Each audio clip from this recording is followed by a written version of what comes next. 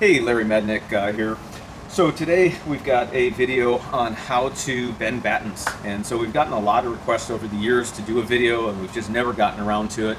And so I'm going to show you how I bend battens, how easy it is to bend battens, the purpose of bending battens. And so basically right here we have a batten chart. And this is a template for what the batten should be in their raw form. Now, your battens may or may not match up to your template for a couple of reasons. One, you may have added camber or done something asymmetric to one side versus the other to take out a turn in the wing. And so one of the things you may want to do before you really start templating your battens is you may want to trace them either onto a separate sheet of paper, or you can trace the anomaly over maybe in red or blue or green, different color, at least so you can get back. So don't just say, okay, oh man, my battens are so off, I need to put them back to template, because you may get so far away from how the wing needs to be that you've created a lot of work for yourself. So just make sure you can get back to where you started from if you're going to template your wing, which is a good idea. And so these battens that I have here are brand new from the factory, and it's been my experience that some of them will be a little bit off. And so we're going to just go in and we're going to see how close they are, which ones are good, which ones need a little bit of tweaking, and I'm going to show you exactly how we do that. So without further ado, now on our wings we're going to have a number up at the top that's a number 13. Wait. And so they will be numbered, but ultimately you can figure out which batten it is basically by the length. So one of the things that you want to really do is, this is going to be where the plastic starts and stops, and you want to line this up, and as it's coming around this way you want to make sure you stay on the line. Okay, what a lot of people do, which is incorrect in my opinion, is they'll line up the back of the batten with the line, and then they'll line up the front of the batten with the line, and then if you look you'll see, yeah, it's a little bit low here, it's a little bit low here, not so low here, but it's very confusing in my opinion to know what you've got. So the way I'm going to do this is I'm going to actually match the line from the nose up and see if it continues to follow. And right about here we have a departure from the rest of the line. So you can see that I'm a solid 7/8 of an inch high at this point. And so we need to figure out where, and that's going to be right here. This is right where we need a little bit more bend. And so I'm going to come in here and give it a little bit, and now you can see we're about dead on, and it follows the pattern all the way back, and that's what we're looking for. So that's our first batten. We need a little bit of tweaking. We'll set that to the side. I'm going to grab one of the smaller battens. Now these smaller battens are a 10 millimeter. That was a 12 millimeter that I just bent. The 10s are a lot easier to bend. They're thinner, they're more flexible. But again, nothing really different. So this is a number 6, it looks like. So I'm going to put it on the 6. We're going to come up here, and you can already see I've got some departure from the pattern, but that little flat spot isn't enough to worry about. However,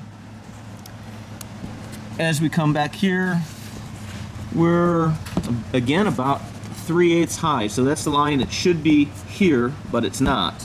And so we're just looking for right about there is where we need to start that to bend so that it doesn't depart the pattern. So right here, and I can actually see when I was looking down that it had like a little curve going the other way. And so I'm not quite sure how they get like this. Certainly over time things can bend, but these are brand new battens. And now I've got a little bit too much. You see I'm low. And so we don't want to be low either. So we got to come back right about here. I'm going to take a little bit of bend out right there. And we'll see if we don't have it. And that's what we're looking for. You can barely see the line all the way across. This is a number 1. And I'm just going to show you how to add additional camber beyond what's on the template. So you see this one's about perfect right out of the box, as it should be.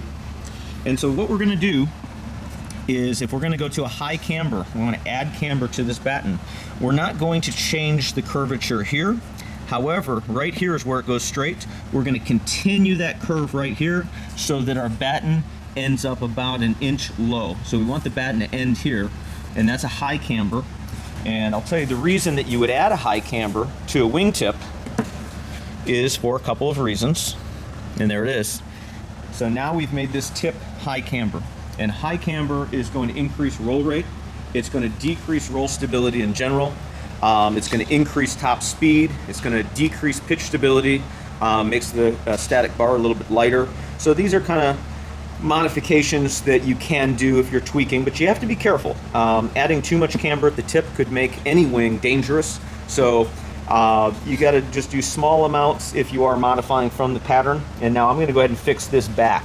So again, you can see it departs right here off the pattern. We want to bring that back up to the line.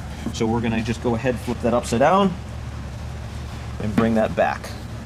And just like that, we're back on the line. So this is really pretty easy. Obviously, I have a lot of practice doing a lot of these over years and years and years. But ultimately, you just take your time. You know, you see I'm making these bends in 1 to 2 moves. It might take you 10 or 15 little bends, and oh, that's too much. But just take it easy. Here's a number 2. Now, if you notice, how much force are you putting onto it? It's a hard thing to say. I'm feeling a little bit of flex, and with any time you're working with aluminum, you're going to get a rebound. So if you want this much flex, you have to flex it a little bit past that point, and then it will rebound on its own, which I think is part of the reason that some of these battens have a little bit less camber. If anything, we don't pull them out of the package and find them with extra camber. We find them with low camber, or the tails are high. And so on this one, this is going into a revolt. So you notice the same wing, which is a Rival X. The revolt and the revo have different cambers on batten number 2 and batten number 3. And that basically has to do with the difference in tuning for the different carriages. And so same wing, tuned differently. And so we were just talking about it on the number 1. And so let's see, we're gonna line up, line up, line up, and that one is pretty much on the money. And there's a little bit of a bigger gap right here, a little tiny gap here, but this is what I would consider definitely close enough. And again, it's that overall camber height. And so when the tail is low, that's gonna be a very high camber, and if the tail is high, when you match up the curvature part, that's gonna be a low camber. And so we can use high camber in most cases to increase lift on that side of the wing. Typically, we want to use camber. If you're going to add camber to create lift on one side of the wing, you always want to do 2 battens. 1 batten is going to hardly do anything, but 2, you're going to get all the fabric between those 2 battens. So when you increase the camber, you're increasing that whole span between those 2. Whereas if you just use 1, where you increase camber on 1 batten only, you're going to get a little bit extra camber, but then it's going to go right back down, and a little bit extra camber. It's going to go right back down if the other 2 battens on either side are stock. So you want to raise it, you've got to raise at least 2 or 3. And the ones that I would typically do, 1 being the smallest batten, is I would go like 4, 5, and 6, that mid-span range. If you're going to add camber to take out a turn, it should really be done more in the mid-span range. You don't want to necessarily start adding camber towards the wingtip to take out a turn, and we see a lot of that. It causes pitch stability problems, yaw stability problems, increased roll rate, but only in one direction. If you're turning right, it'll turn quick, it'll turn slow left. That's not what we want. And so tip camber, very, very, very important that it's symmetrical on like batten 1 and batten 2. And then as we get into like batten 3 and 4, this is a good area. If you've seen our wing tuning video, which we have available, we add reflex. So let me show you how to add reflex. This one is number 4. All right, so first thing we're gonna do is check to see if we're good. We're good. And now let's say we want to increase lift on this side of the wing.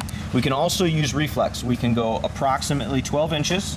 And then this is important, the angle that I'm holding this at when I put this on my knee. If I'm doing it like this, that is the one time if you're doing a reflex bend or you're doing a flat bend that you have to be very careful about the orientation.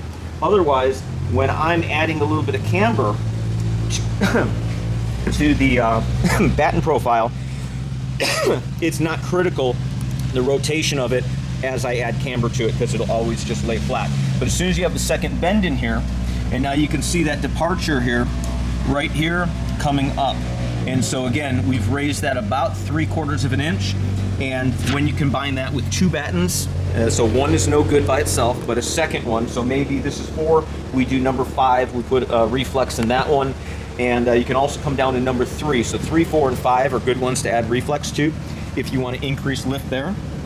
As you get into the 7, 8, 9, 10 area, if you add that same reflex, you will actually decrease lift as you get towards the root when you add reflex, and you'll increase lift as you get towards the wingtip as you add reflex. So you got to know which battens you can apply different things to, but the main thing is being able to get back to stock template. So if we want to take out that reflex now, I'm going to identify the area that has the bend in it right here and see if I can't just go ahead and remove this.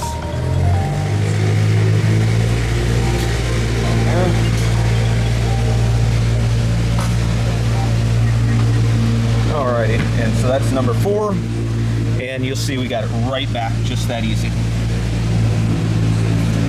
So basically, don't be afraid to adjust your battens. The knee does work very, very well. I'm sure there's a million other ways to do this. This is how I've been doing it for about 25 years, and pretty simple, but that's about it. That's how you bend battens. Thanks for watching. If you enjoyed this video, please subscribe to our YouTube channel. And if you'd like to learn more about trikes or already fly trikes, check out trikeaction.com, where the action is.